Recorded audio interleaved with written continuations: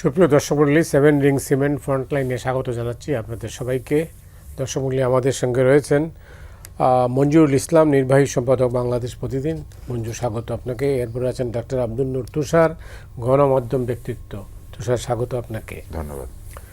মঞ্জু, আপনি জানেন যে জ্বালানি তেলের একটা সংকট, এই সংকট থেকে কিন্তু জনজীবন প্রায় অচল অবস্থা তৈরি হয়েছে। এর মধ্যে আবার বাংলাদেশের পুরনো কায়দায় যে রাজনীতি, সেই রাজনীতিও আছে। এসব মিলিয়ে মানুষের প্রতিক্রিয়াটাও খুব একটা সুখকর নয়, এবং কোথায় যেন একটা ম্যানেজমেন্টে গোলমাল আছে বলেই বলা হচ্ছে। যেটুকু না সংকট, তার চেয়ে বেশি সংকট হয়ে গেছে এই ম্যানেজমেন্টের কারণে। আপনি কীভাবে দেখেন? ধন্যবাদ আপনাকে।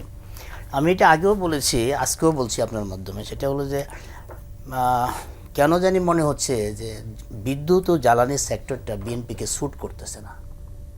এর আগের গভর্নমেন্টে আমরা দেখেছি, কিন্তু এই মিনিস্ট্রিটা স্যুট করতেছে না। আমরা এখন পর্যন্ত দেখেছি যে এই যে সংকটটা, এই সংকট তো বিএনপি গভর্নমেন্ট তৈরি করে নাই। এই সংকট বিরোধী দল জামাত ইসলামী তৈরি করে নাই। এই সংকট হলো একটা বৈশ্বিক সংকট। এটা যুদ্ধবিধ্বস্ত পৃথিবীতে আমরা আছি, সেটার এফেক্ট হলো আমাদের এখানে। কিন্তু আমাদের মন্ত্রীরা বলতেছে কোনো সংকট নেই। বাস্তবে রাস্তায় নামলে মানুষের আহাজারি, সারা দিন লাইনের থেকে থাকার পরও তেল পাচ্ছে না। সকালে এসে লাইন ধরে সন্ধ্যা পার হয়ে যায়, তেল পাচ্ছে না। সন্ধ্যায় লাইন ধরে সকালে এসে তেল পাচ্ছে না। মন্ত্রীরা বলে তেলের কোনো সংকট নাই। আমি এখন দেখছি যে হয় মন্ত্রীদের কথা ঠিক, না হয় জনগণের ভোগান্তিটা ঠিক। যে কোনো একটা বিষয় সরকারকেই সিদ্ধান্ত করতে হবে যে কোনটা ঠিক। কিন্তু একজন সাধারণ মানুষ হিসাবে আমি মনে করব যে টোটাল বিষয়টা ম্যানেজমেন্টের সমস্যা। ম্যানেজমেন্টে কীভাবে সমস্যা? যেমন আমরা দেখলাম কি যে বিপিসি প্রাইভেট যে যারা অকটেন তৈরি করে তাদেরকে বলছে যে আমাদের স্টোরেজ ক্যাপাসিটি নাই, সে কারণে আমরা আপনাদের অকটেন কিনতে পারবো না। তো স্টোরেজ ক্যাপাসিটি যদি আপনার না থাকে, তবে প্রাইভেট কোম্পানির তেলগুলো কিনে আপনি সরাসরি পাম্পে দেন। তাই তো, অন্তত ঢাকা শহরের পাম্পগুলো তো আপনি দিতে পারেন।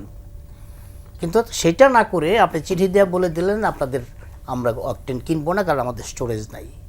তো স্টোরেজ না থাকলে আপনার যদি স্টোরেজ ফুলফিল থাকে, তার মানে আপনার অকটেন আছে। তো অকটেন যদি থাকে, আপনার পেট্রোল যদি থাকে, ডিজেলটা না হয় আমরা বাইরে থেকে 100% আনি, কিন্তু অকটেন আর পেট্রোল তো আমি 100% আনি না। না আনার কারণে এই যে আমার দেশের মধ্যে যেটা প্রোডাক্ট হচ্ছে, এইটা আমি ডিস্ট্রিবিউটটা করতে পারি না কেন? পাম্পের লোকজন, পাম্পের যারা চালায়, তারা কেন জানে না যে গাড়ি কখন আসবে এবং কয় গাড়ি আসবে সেটাও কেন জানে না? এবং এক গাড়ি মাল আসলে তারপরের গাড়ি এসে তার কন্টিনিউশন দিবে কিনা, এই পুরো সিরিয়ালটা সেই তেলে দিতে পারবে কিনা, এইটা কেন আমার এনশিওর করা হচ্ছে না? তার মানে কি মধ্যস্বত্বভোগী। এখন বলা হচ্ছে এই যে পরশুদিন আমরা পার্লামেন্টে মন্ত্রীর বক্তব্য শুনলাম যে অসাধু ব্যবসায়ীরা মজুত করছে। তো সরকার যদি জানেই অসাধু ব্যবসায়ীরা মজুত করছে, সরকার অসাধু ব্যবসায়ীদের বিরুদ্ধে ব্যবস্থা নিচ্ছে কি? অসাধু ব্যবসায়ীদের বিরুদ্ধে ব্যবস্থা নিয়েছে, তেল উদ্ধার করেছে, জরিমানা করেছে, কিন্তু একজনকে কি জেলে পাঠিয়েছে? কোনো দৃষ্টান্তমূলক শাস্তি দিয়েছে? বলেছে যে সরকার কি বলেছে যে ভাই আমরা যুদ্ধবিধ্বস্ত একটা সংকটের মধ্যে আছি, আপনারা জনগণ আমাদেরকে হেল্প করেন, এই কথা কি সরকার বলেছে এখন পর্যন্ত? বলে নাই। এমনকি বেসরকারিভাবে যারা অকটেন এবং পেট্রোল উৎপাদন করে, গ্যাস এবং তেল কোম্পানি বাংলাদেশে যারা আছে, এখন পর্যন্ত সরকারের পক্ষ থেকে তাদের সাথে এক কাপ চা খায় নাই যে আসেন তো দেখি আমরা সবাই মিলে এই সংকটটা কীভাবে দূর করতে পারি। শুধু কি তাই, দেখেন আমাদের হরমুজ প্রণালীর বাইরে পাইপলাইনে কিন্তু সৌদি আরব, ইউএ, তুরস্ক পাইপলাইনে কিন্তু তারা তেল নেওয়া করছে। সেই জায়গাতেও কিন্তু সরকার কোনো তেল আনার ব্যবস্থা করতে পারেনি। এখন এই জায়গায় হতে পারে যে অন্যভাবে তেল আনতে গেলে তো আমার টাকা লাগবে। বিগত সরকার তো আমার অর্থনীতি ধ্বংস করে দিয়ে গেছে, টাকা সব শেষ হয়ে গেছে। বিভিন্ন জায়গা থেকে সরকার টাকা চাচ্ছে, এবং 2 মাসের সরকারের কাছে আমরা অনেক বেশি প্রত্যাশা করতে পারি না, কিন্তু মিনিমাম তো প্রত্যাশা করব। সরকারের মেকানিজম, ম্যানেজমেন্ট, সরকারের দলীয় নেতাকর্মীরা, এরা তো অন্তত এই ম্যানেজমেন্টে অ্যাক্টিভ থাকবে। এখন কোনো নেতাকর্মীকে আমরা কি এই ম্যানেজমেন্টের অ্যাক্টিভ থাকার মতো দেখেছি? কাউকে তো দেখছি না। অনেক ধন্যবাদ আপনাকে। তুষার, আপনি কি এই সংকটের এই অন্য কোনো দিক দেখেন? প্রথমত এই সংকটটি শুরু হয়েছিল একটা বক্তব্যের মধ্যে দিয়ে। আমাদের সরকার সাধারণত 15 দিন থেকে 1 মাসের তেল মজুদ রাখে, তার মধ্যে ডিজেল বেশি মজুদে থাকে, আর অকটেন যেহেতু বাংলাদেশে হয় তাই অকটেন প্রতিনিয়ত সরবরাহের মধ্যে থাকে।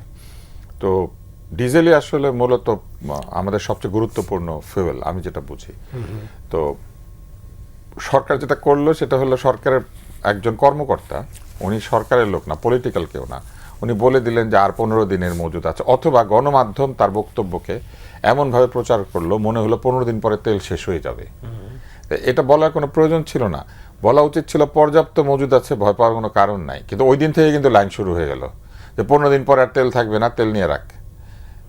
এই যে একটা আতঙ্ক তৈরি করা হলো, আতঙ্কটা একটা মিসকমিউনিকেশন থেকে, এবং তারপরে যখন লাইন লাগলো তখনই মানুষ বুঝে ফেললো যে বাহ, এইখানে তো ব্যবসা করা যায়, এবং তারপরে হয়তো কিছু লোক ঢুকে পড়েছে। তবে আমি মনে করি যে এই মুহূর্তে সরকার যেটা করা উচিত, তারা যেহেতু তেলের দাম বাড়িয়েছেন, তাদের সকল পাম্পে অকটেন এবং পেট্রোল এবং অন্যান্য যে তেলগুলির সরবরাহ স্বাভাবিক আছে সেইগুলিকে মানে পুরোপুরিভাবে দিয়ে দেওয়া আগের সিস্টেমে। এমন তো নয় যে বাংলাদেশে এর আগে তেলের সংকট হয়ে গিয়েছিল, আমরা এরকম লাইন দিয়ে তেল নিতাম। তার মানে যে সিস্টেমটা ছিল সেই সিস্টেমটা পারফেক্টলি চলছিল, ঠিক একই সিস্টেমে তাদেরকে তেল দিয়ে দিতে হবে এবং মানুষকে বলে দিতে হবে যে আপনার লাইন দেওয়ার প্রয়োজন নেই, আপনি যখন পাম্পে যাবেন তখন তেল পাবেন।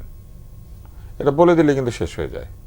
কিন্তু এখন মানুষ কি করছে, যখন পাম্পে যাবেন তখন তেল পাবেন এই অবস্থা থাকলেও এখন সে গিয়ে সবাই মিলে লাইন দিচ্ছে।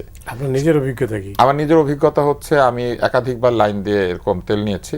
যেটা আমি করতাম, টকশো শেষ করে আমি রাতে গিয়ে একটা লম্বা লাইন দিতাম এবং শেষ পর্যন্ত 2 ঘন্টা 3 ঘন্টা, এক পর্যায়ে দেখা গেল এটা 4 ঘন্টা হচ্ছে, 5 ঘন্টা হচ্ছে, এক পর্যায়ে দেখা গেল রাতে লাইন দিলে পর দিন দুপুরবেলায় আবার তেল পাওয়া যাচ্ছে। কেননা রাতে একটা পর্যায়ে রাত 2টা বা এরকম সময় তেল দেওয়া বন্ধ করে দেয়, আবার পরের দিন কেউ দুপুর 2টায় কেউ 12টায় খোলে।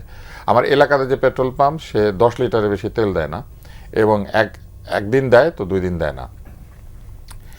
এরকম একটা অবস্থা যখন তৈরি হলো তখন আমি চিন্তা করলাম যে গাড়ি কেন চালাতে হবে, আচ্ছা, তাহলে গাড়ি চালানোর প্রয়োজন নাই। আমরা যদি গাড়ি নাই থাকতো তাহলে আমি কি করতাম, সারা জীবনকে আমি গাড়িতে চড়েছি। তাহলে আমি চিন্তা করলাম যে আমার গাড়িতে যেহেতু গ্যাস নাই, আমি গ্যাসের গাড়ি চালাই না, তাহলে আমি গ্যাসের গাড়ি হচ্ছে উবার, গ্যাসের গাড়ি হচ্ছে পাঠাও বা রেন্টেড কার, আমি তাহলে তাতে চড়বো। আমি সিএনজি যেগুলো গ্যাসে চলে, কারণ গ্যাসের সরবরাহ ঠিক আছে মোটামুটি, তাহলে আমি সেটা করতে শুরু করেছি আপাতকালীন সময়। কারণ 8 ঘন্টা নষ্ট করে ধীরে ধীরে গাড়ি চালিয়ে পাম্প পর্যন্ত পৌঁছে এবং ফেরার পথে ওই পাম্পজনিত কারণে যে যানজট, তাতেই দেখা যায় 3, 4, 5 লিটার তেল নষ্ট হয়ে যায় প্রতিদিন। তাহলে 5 লিটার তেলের দাম কত এখনকার হিসেবে? 5×4 = 700 টাকা।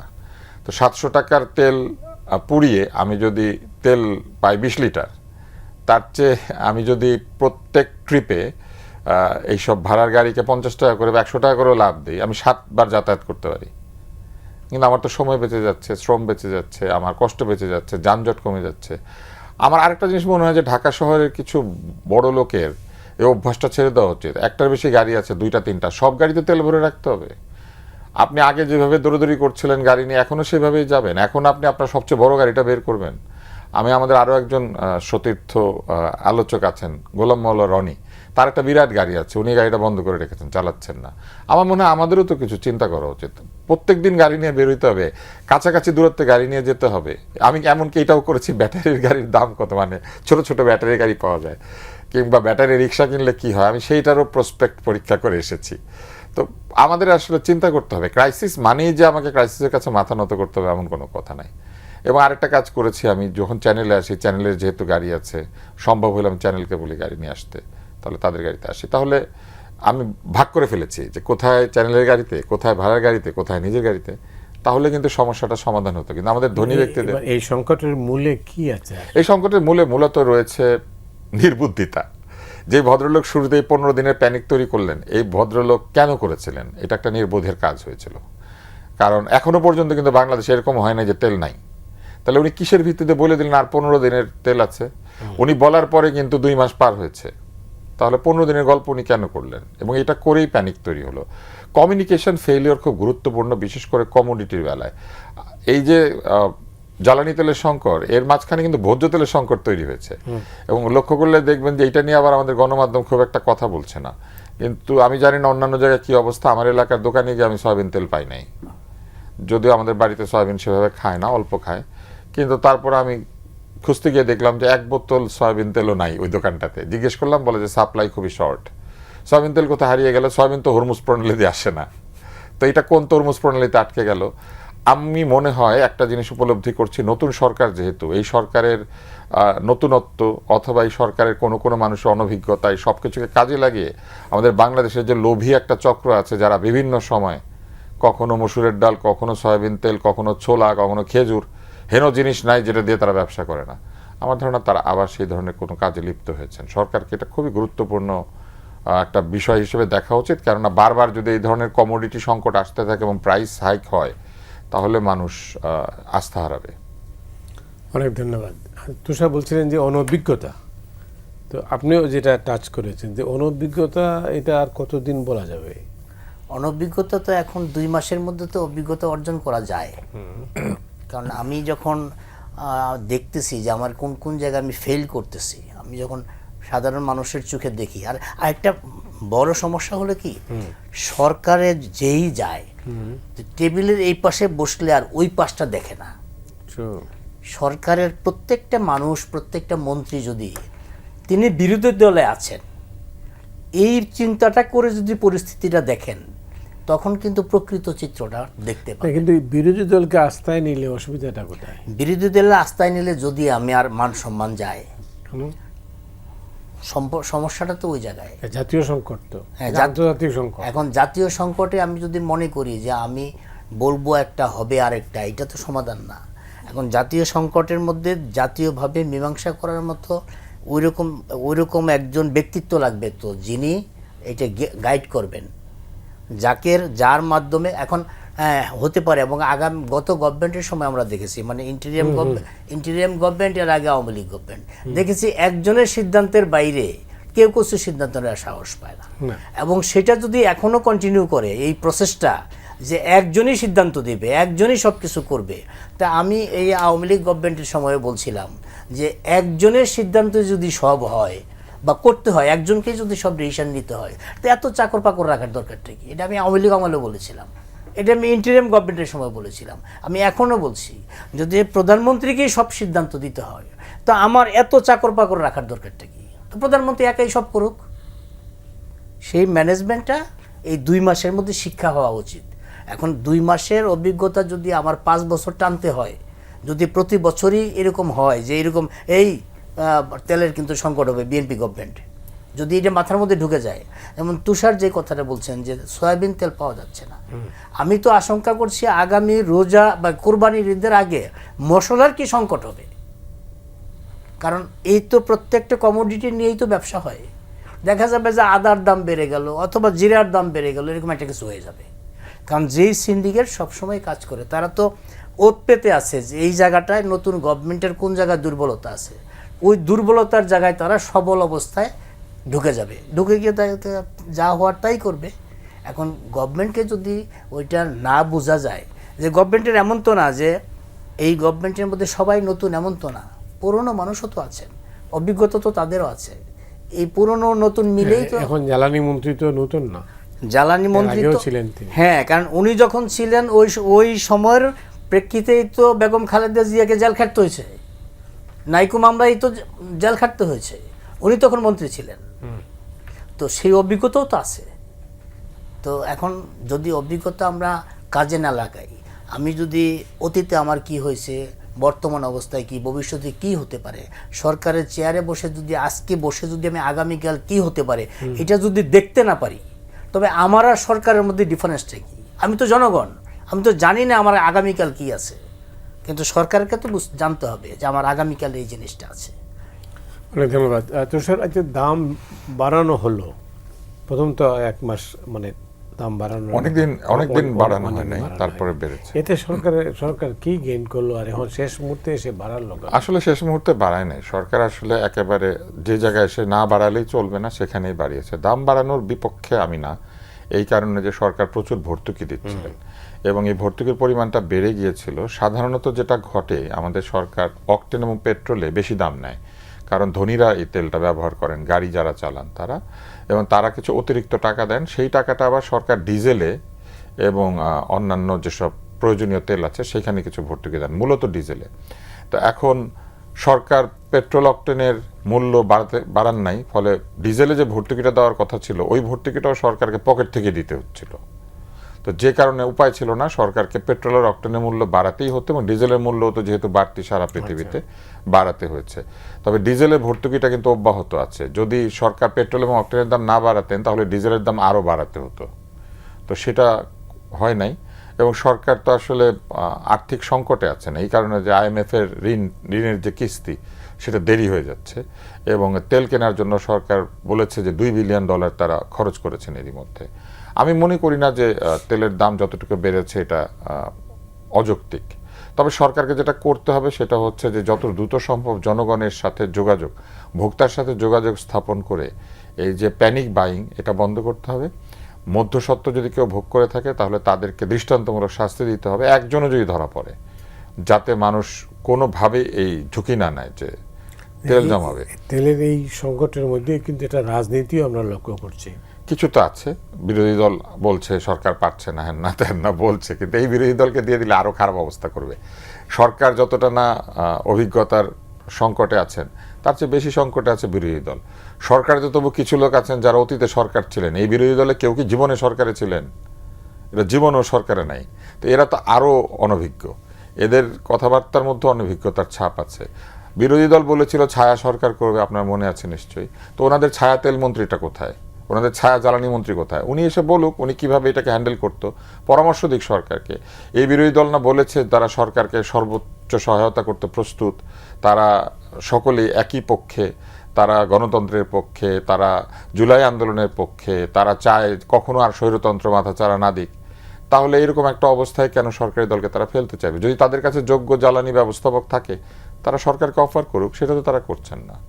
আমি মনে করি এই ধরনের ক্রাইসিসে রাজনীতি বাদ দেওয়া উচিত, কেননা এটা জাতীয় ক্রাইসিস। কালকে যদি ডিজেল না থাকে সেচ হবে না, ডিজেল না থাকলে পরিবহন হবে না, ডিজেল না থাকলে আমাদের সবজি পচবে, ঢাকা এবং অন্যান্য শহরে এসে পৌঁছাতে পারবে না।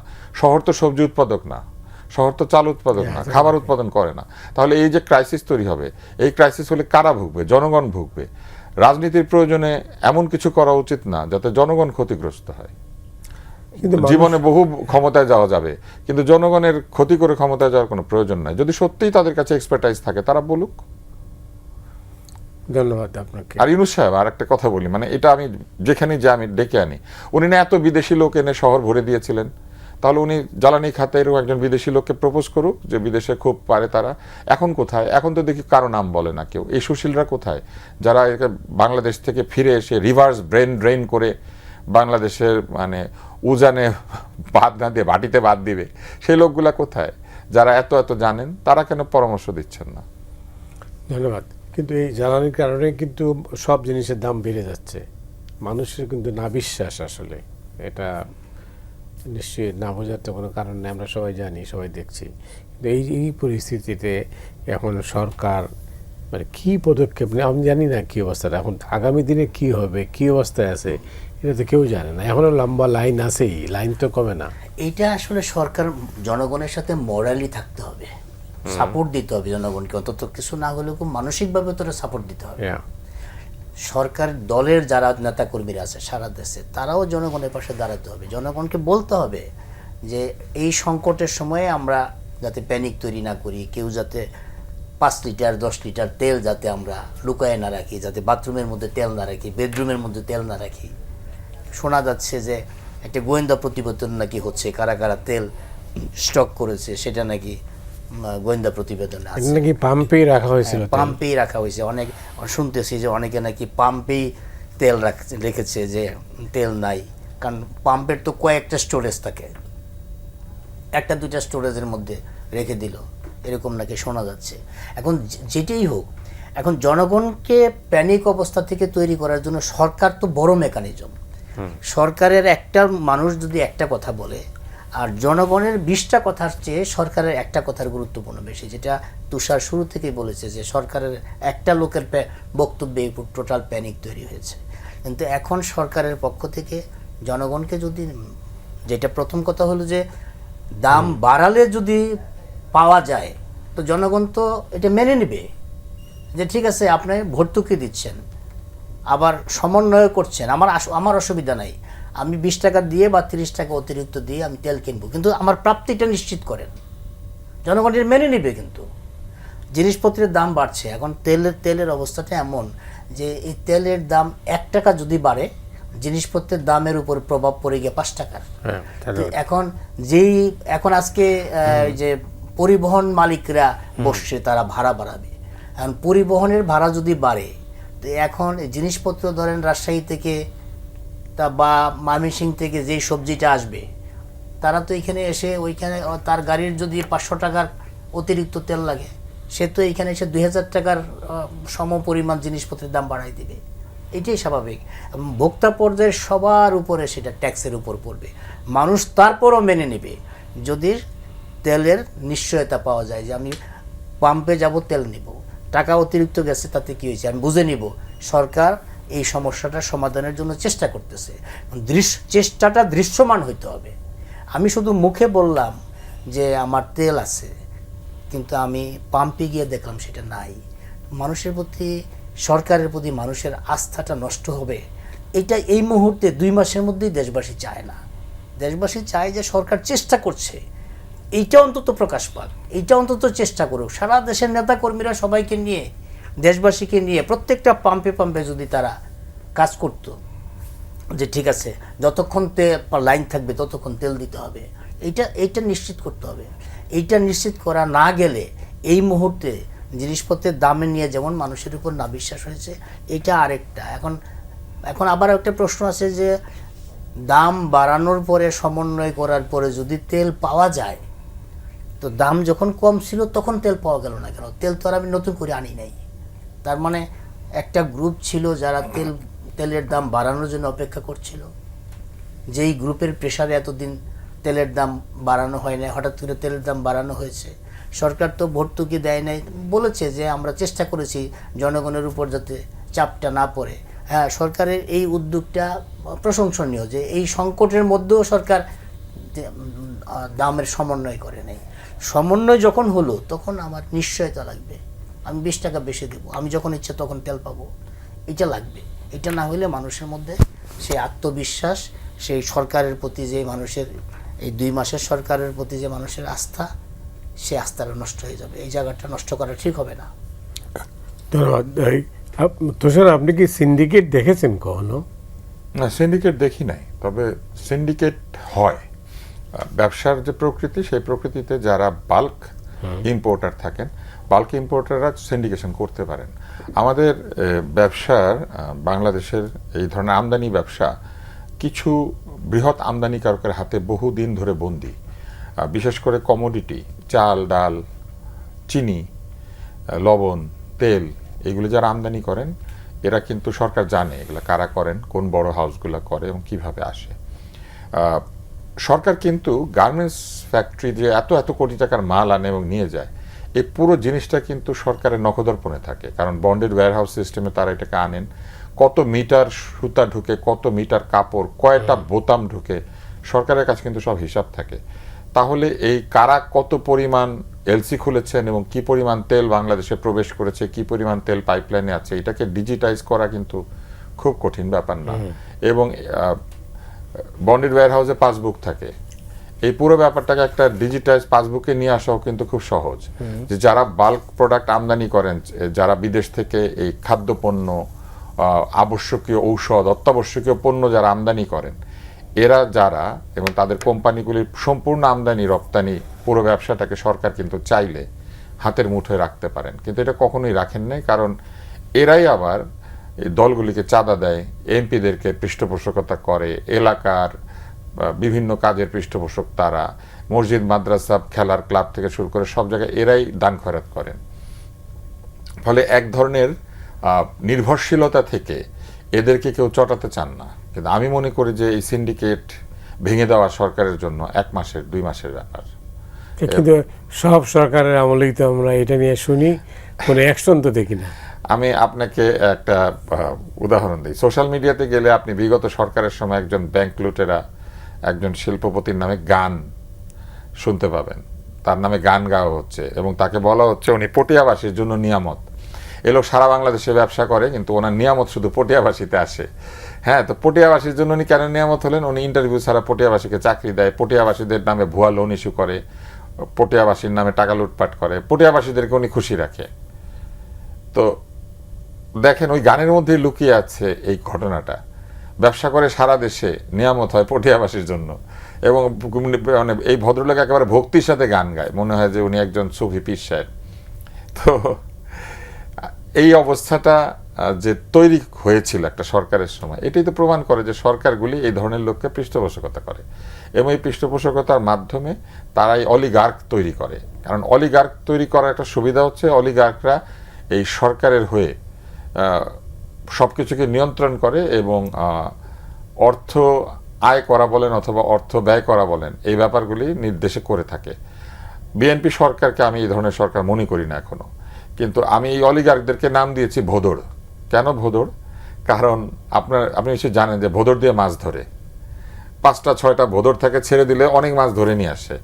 এই আর্থিক খাতে ভোদড় তৈরি করার যে রাজনীতি, এই রাজনীতিটা বন্ধ করতে হবে, এবং কোনোভাবেই ব্যবসায়ীদেরকে ব্যবসা ছাড়া অন্য কোথাও নাক গলাতে দেওয়া উচিত না। ওনার কাজ ব্যবসা করা, ডাক্তার সাহেবের কাজ ডাক্তারি করা, প্রকৌশলীর কাজ প্রকৌশল করা, সাংবাদিকের কাজ সাংবাদিকতা করা।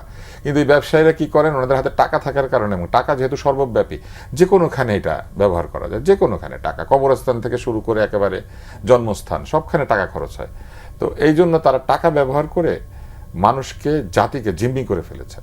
তো এই সিন্ডিকেশন ভাঙার জন্য সরকারকে কিচ্ছু করতে হবে না। আরেকটা কাজ ওনারা করতে পারেন, বাংলাদেশের যে উচ্চ ধনীদের ক্লাবগুলি আছে, ওইখানে গোয়েন্দা নিযুক্ত করে রেখে দেন, ওখানে বসে বসে এইসব আলাপ হয়, কে কয় টাকার জিনিস আনবে, কি করবে না করবে, এবং অনেক খুশি করে তারা না, যে এত কোটি লাভ করেছি, এই যে আপনি বললেন যে ডাক্তাররা কেন কি করবে, এই চিকিৎসা পরিষদ আরো কি কি পরিষদ আছে না, এগুলোর প্রয়োজন কি? এগুলো কোনো প্রয়োজন নাই। এগুলো হচ্ছে এক সময় ডাক্তাররা করতে কি সরকারের উপরে বেশ একটা হম্বিতম্বি করতে পারত, কারণ এক হলো ডাক্তার কম ছিল, আরেকটা হচ্ছে ডাক্তাররা খুব ঐক্যবদ্ধ ছিল। বাংলাদেশের ডাক্তারদের একটাই সংগঠন ছিল, বাংলাদেশ মেডিকেল অ্যাসোসিয়েশন।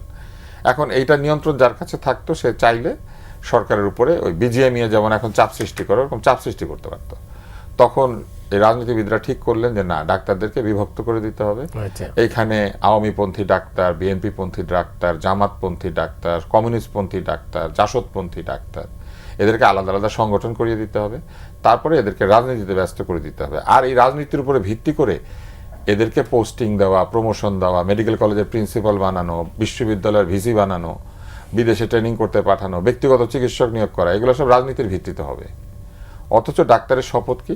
ডাক্তারের শপথ হচ্ছে দলমত, রাজনীতি এবং বংশ, অর্থ, প্রতিপত্তি কোনো কিছু বিবেচনায় নেবেন না। রোগী তার কাছে রোগী, আর রোগী যখন ডাক্তারের কাছে যায়, রোগীকে জিজ্ঞেস করে উনি বিএনপি করতো না আওয়ামী লীগ করতো, কি জিজ্ঞেস করে না। কিন্তু এই যে সরকারি চাকরি, যেহেতু ডাক্তারদের ক্যারিয়ারের একটা পাথ, এই সরকারি চাকরিকে সরকার কি করলো, একটা ব্ল্যাকমেলিং ইনস্ট্রুমেন্ট হিসেবে হাতে নিল, যে আপনি যদি প্রফেসর হইতে চান, আমি ছাড়া কিন্তু আপনি প্রফেসর হইতে পারবেন না। আর একটা সাধারণ ডাক্তারের, যিনি পড়াশোনা করেছেন, তার জীবনের লক্ষ্য থাকে উনি প্রফেসর হবেন, মেডিকেল কলেজের প্রিন্সিপাল হবেন, হাসপাতালের ডিরেক্টর হবেন, প্রশাসনের ডিজি হবেন, আর যদি অনেক খুশি হয়ে যান তাহলে আমাদের কিছু ডাক্তারের মতো এমপি হয়ে গিয়ে মন্ত্রী হবেন।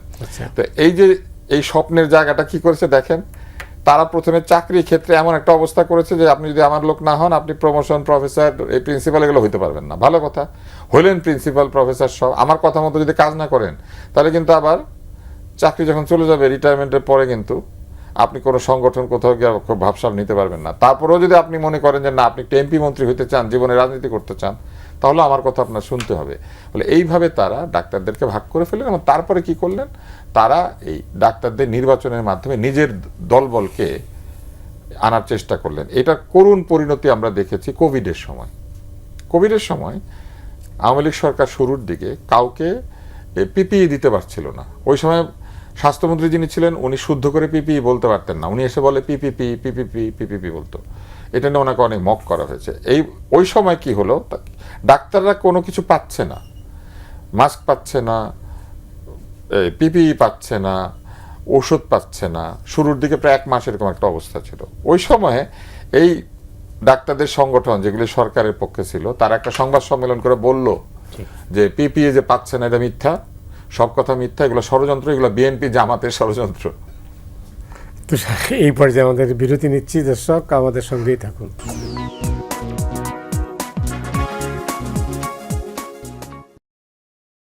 সুপ্রিয় দর্শক মণ্ডলী, আপনারা দেখছেন ফ্রন্টলাইন। আমাদের সঙ্গে রয়েছেন ডাক্তার আব্দুল নূর তুষার, মঞ্জুরুল ইসলাম। মঞ্জু, আপনি এই অল্প আগে আমরা তুষারের কাছ থেকে একটা চাঞ্চল্যকর তথ্য পেলাম, যেটা হচ্ছে যে ডাক্তারদের একটা শপথ আছে। আপনি তো উনি ডাক্তার কমিউনিটির মানুষ, উনি এটা বলেছেন। আপনি সাংবাদিক, আপনি সাংবাদিকদের কি শপথ আছে? তুষার শপথের পাশাপাশি আরেকটা বলছে যে ডাক্তাররা শপথ ভঙ্গ করতেছে হ্যাঁ, অনেক ক্ষেত্রে। আর সাংবাদিকদের বেলায় সাংবাদিকরা শপথ ভঙ্গ করে না, কারণ শপথই তো নাই। পেশার তাইলে কি আছে কি? আমাদেরকে, আমরা যখন পেশায় আসছি, আমাদের বড়রা আমাদেরকে শিখাইছে যে সত্য, নিরপেক্ষ, নির্মোহভাবে সাংবাদিকতা করতে হবে। এর বাইরে আমাদের সামনে আর কিছু নাই। কিন্তু আমাদের কাছে কোনো শপথ নাই, আমাদের কাছে আর কিচ্ছু নাই। আমরা যেই বড় ভাই বা যেই প্রতিষ্ঠানে যে চাকরি করে, যখন যেই প্রতিষ্ঠানে চাকরি করে, ওই প্রতিষ্ঠানের আদর্শ, ওই বড় ভাইয়ের আদর্শে বড় হয়। আবার ওই প্রতিষ্ঠান থেকে ছেড়ে যখন আরেক প্রতিষ্ঠানে যাই আমরা, তখন ওই প্রতিষ্ঠান আমাদেরকে যেভাবে চালায়, তার যে মানে সম্পাদকীয় নীতি, তার যে পলিসি, আর কোনো না কোনো বড় ভাইয়ের আন্ডারে চলে যায়, তখন ওইভাবে আবার আরেকটা ফরমেশনে আমরা চলে যাই। এরপরে এই ছোট ভাইটা যখন আস্তে আস্তে নিজেই বড় ভাই হয়ে যায়, তখন কিন্তু আবার সে তার মতো করে সব চালায়। সেই ক্ষেত্রে আমাদের এই পেশার মধ্যে এখন পর্যন্ত কোনো গাইডলাইন নেই। সাংবাদিকতা পেশায় কোনো গাইডলাইন নেই। এমনকি লিখিত নাই, কিন্তু অলিখিত তো আছে। অলিখিত আছে, কিন্তু এটা লিখিত থাকা দরকার ছিল। এমনকি যেমন আমি যদি আমার ব্যক্তিগত অভিজ্ঞতার কথা বলি, আমি যখন বিশ্ববিদ্যালয়ের ছাত্র, আমি যখন এইটিসিসে সাংবাদিকতায় ঢুকি, আমি কিন্তু কোনো বায়োডাটাও জমা দিই নাই। চাকরি চাবো একটা অফিসে, আমি কোনো বায়োডাটাও জমা দিই নাই। ওই যে আমি দুইটা কাজ করি নাই জীবনে, সাংবাদিকতা ছাড়া অন্য কোনো পেশায় একটা দরখাস্ত করি নেই চাকরির, আর কোনো সরকারের কাছ থেকে কোনো সুবিধা নেই। এই দুইটা কাজ আমি করি নাই। তো এখন আমাদের সাংবাদিকতার এই শৃঙ্খলাটা এই মুহূর্তে যে আমাদের নতুন তথ্যমন্ত্রী বলছেন যে এই একটা ডাটাবেস তৈরি করা, প্রত্যেক সাংবাদিকের একটা ডাটাবেস তৈরি হবে, তার শিক্ষাগত যোগ্যতা কী, তার ট্রেনিং কী, সে কতদিন চাকরি করে, একটা ডাটাবেস তৈরি করবে এবং একটা সিস্টেমের মধ্যে নিয়ে আসা। আমরা ধরেন ঢাকা শহরে বসে আছি, আমরা অনেক পত্রিকা অনলাইন থাকি। মফস্বলে ঢাকা শহরের চেয়ে বেশি পত্রপত্রিকা আছে। আমাদের যে সমস্ত ধরেন উপজেলা পর্যায়ে যে সমস্ত প্রতিনিধি আমাদের আছে, প্রত্যেকে 2-3টা অনলাইনের মালিক, এবং এক একজন মফস্বলের বহু করেসপন্ডেন্ট আমাদের আছে, বিভিন্ন কাগজের আছে, যারা ঢাকার একটা দৈনিক পত্রিকার প্রতিনিধি কিন্তু লোকাল একটা পত্রিকার সম্পাদক, এরকম বহু আছে। কিন্তু তো এই যে আমাদের এই সেক্টরটা বড় হয়েছে আস্তে আস্তে, বিশেষ করে 90-এর পরে আমাদের এই সেক্টরটা বড় হয়েছে। 90-এর পরে আমরা কি দেখলাম, যখন সমানে পত্রপত্রিকাগুলো বের হলো, কালাকানুন যখন উঠে গেল, তখন সাংবাদিক পাওয়া যেত না।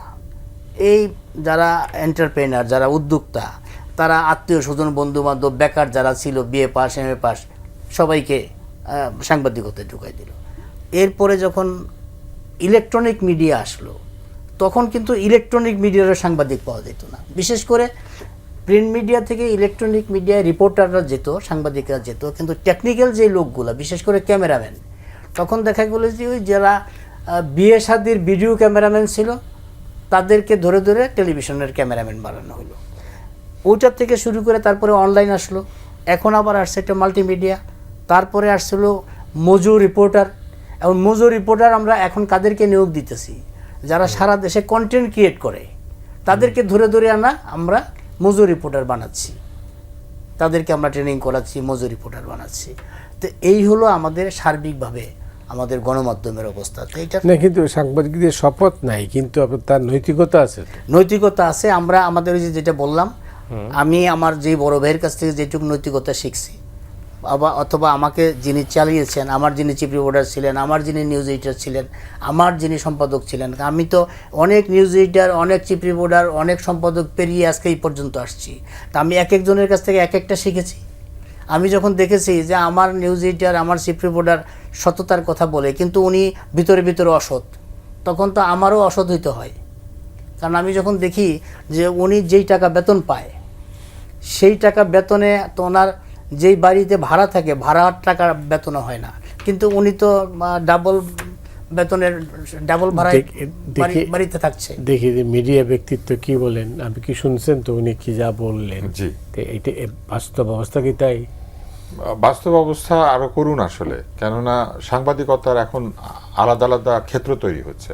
শুধু তো সংবাদপত্রে মানুষ সাংবাদিকতা করে না, এখন অনেকে আছেন ইন্ডিপেন্ডেন্ট জার্নালিস্ট আছেন, অনেকে আছেন টেলিভিশনে কাজ করেন, অনেকে আছেন রেডিওতে কাজ করেন, অনেকগুলি প্রাইভেট রেডিও হয়েছে এবং বিভিন্ন জায়গাতে সংবাদ মাধ্যম তৈরি হয়েছে, অনলাইন সংবাদ মাধ্যম তৈরি হয়েছে। সাংবাদিকরা অনেক ক্ষেত্রে বেতন পান না।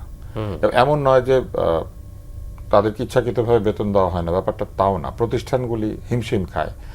প্রতিষ্ঠানগুলি যেহেতু শুধুমাত্র বিজ্ঞাপন নির্ভর, এত বিজ্ঞাপনের বাজার নাই, অথবা সকল প্রতিষ্ঠান মানসম্পন্ন হয় না। অনেক সময় মালিকের অবহেলাজনিত কারণে বা মালিকের ব্যবসা বুদ্ধি না থাকার কারণে ক্ষতিগ্রস্ত হয়। অনেক সময় মালিকের অপরাধজনিত কারণে সংবাদ মাধ্যম তার আস্থা হারায়। বহু কারণ আছে, কিন্তু সাংবাদিকের এখানে দোষ কি?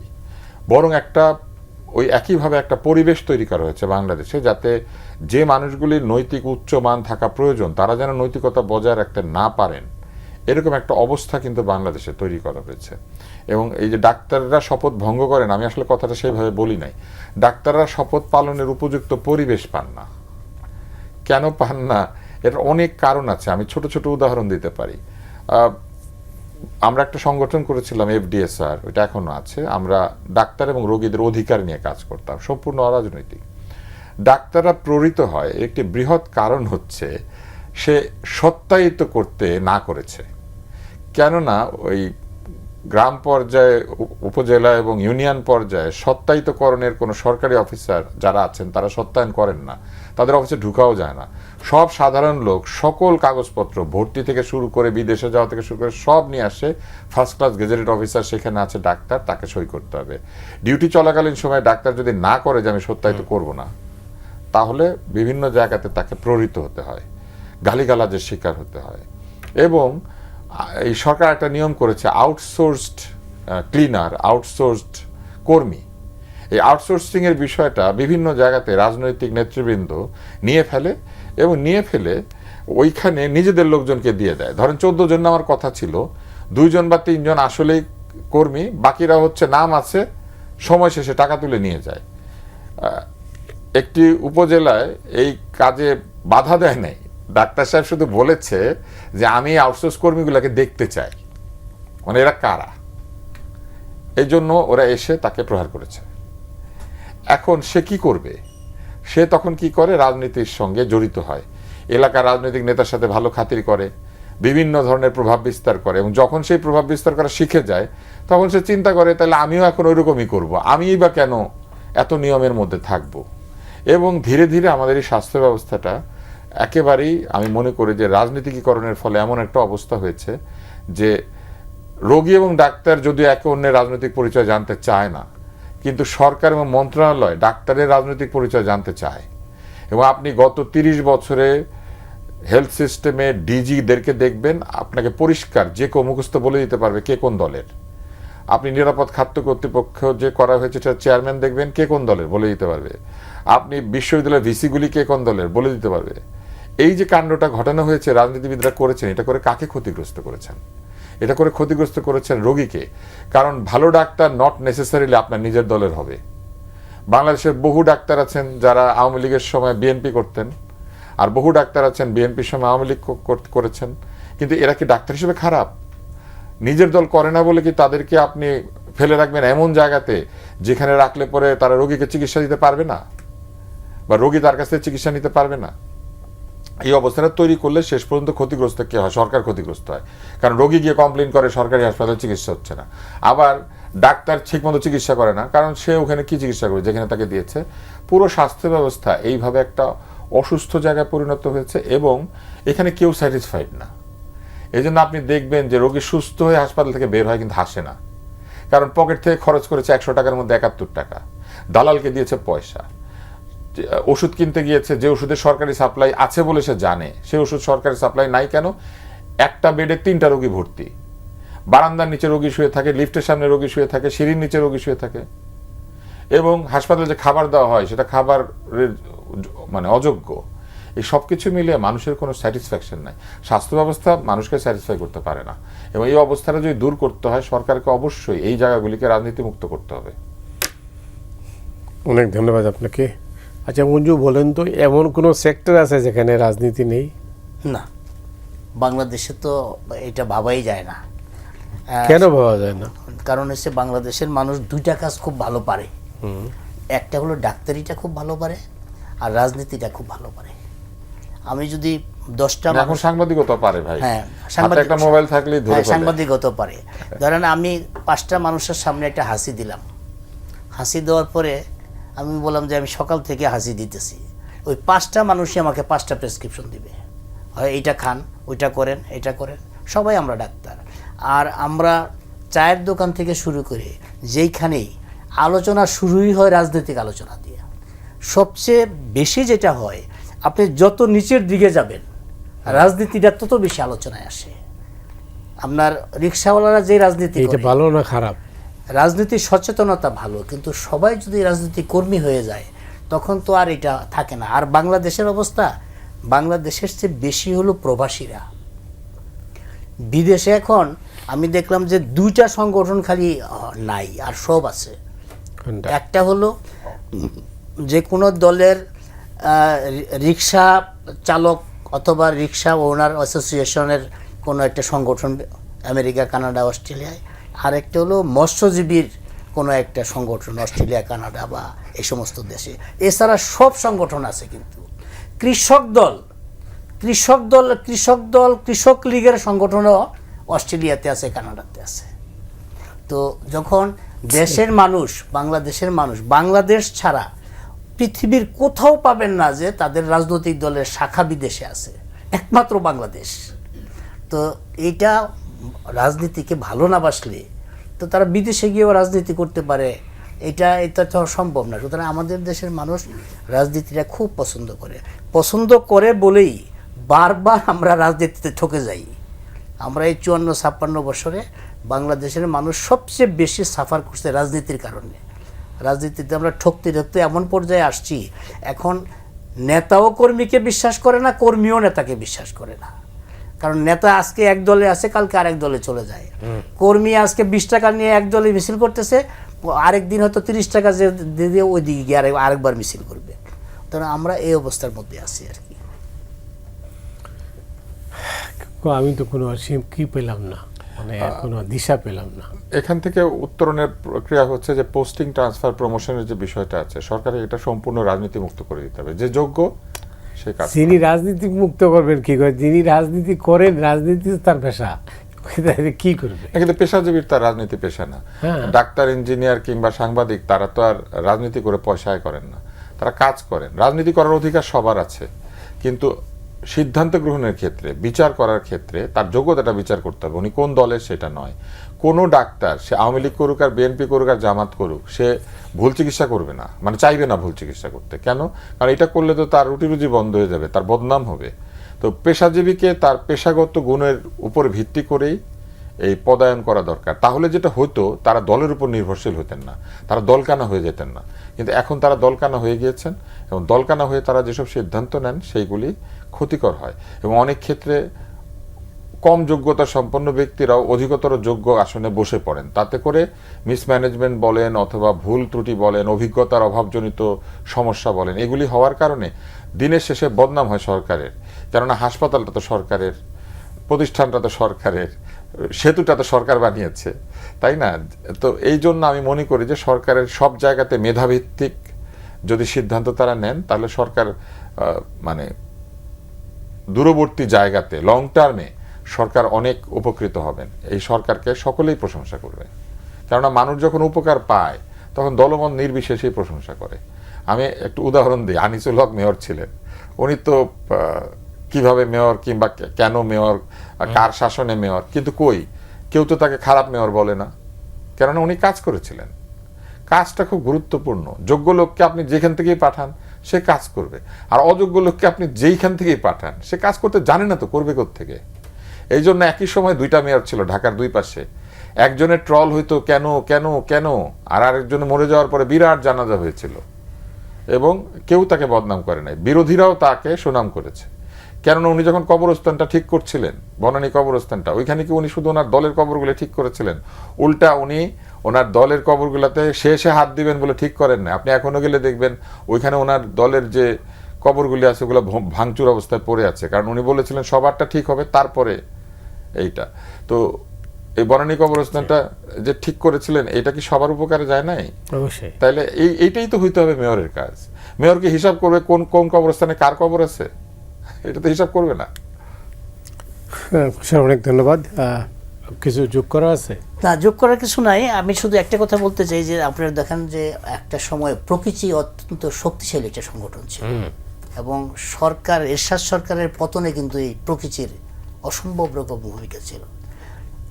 সেই প্রকৃতি ভেঙে ভেঙে টুকরা টুকরো হয়ে এখন অনেকগুলো সংগঠন হলো। রাজনীতি আমাদের রন্ধ্রে রন্ধ্রে ঢুকে গেছে, সেটা এখন আমাদের কিছু করারও নাই। এই যে বিভিন্ন সংগঠন, আমরা সাংবাদিকদের মধ্যে বহু সংগঠন আছে, এখন সংগঠন না হলে নেতা হওয়া যায় না, নেতা না হলে গুরুত্ব পাওয়া যায় না, গুরুত্ব না হলে মানসিকভাবে শান্তি পাই না যে আমি একজন নেতা, আমার কোনো গুরুত্ব নাই। এবং বিভিন্ন সেক্টরে এরকম গুরুত্ব পাওয়ার জন্য মানুষের প্রতিযোগিতা, এবং দেখা যায় যে যে সমস্ত নেতা তৈরি হয় যে সমস্ত সেক্টরে, তারা কিন্তু মেধাবী মানুষ, কিন্তু নেতাগিরি করতে গিয়ে তাদের মেধার কাজ করে না। মঞ্জু, অনেক ধন্যবাদ আপনাকে। স্যার অনেক ধন্যবাদ আপনাদের দুইজনকেই। দর্শক, আমরা আজ এখানেই শেষ করছি, আগামীকাল আবার দেখা হবে।